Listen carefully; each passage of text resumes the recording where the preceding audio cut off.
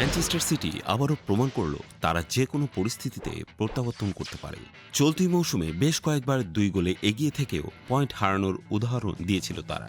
তবে গতকাল চেলসির বিপক্ষে এই চিত্র একেবারে পাল্টে গেল। চেলসির ম্যাচের শুরুতেই সিটিকে গোল দিলেও সিটি তা সহজভাবে মেনে নেয়নি। প্রথমার্ধে ইয়োস্কো গেভারদিওলের গোলে প্রথম সমতায় ফেরানোর পর দ্বিতীয়ার্ধে আর্লিং হালান্ড ও ফিল ফোডেনের দুর্দান্ত গোলে সিটি নিয়ে আসে 3-1 ব্যবধানে জয়। এই জয়ে সিটির পয়েন্ট দাঁড়িয়েছে 41,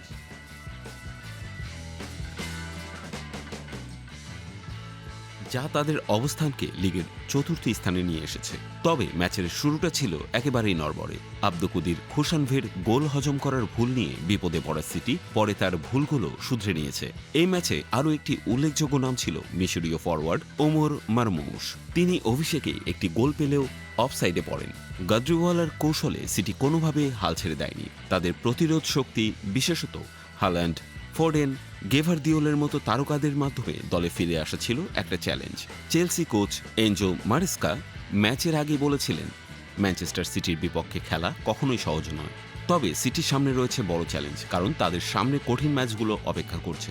তবে এই জয় তাদের গতি ও মনোবলে নতুন করে আত্মবিশ্বাস যোগাবে।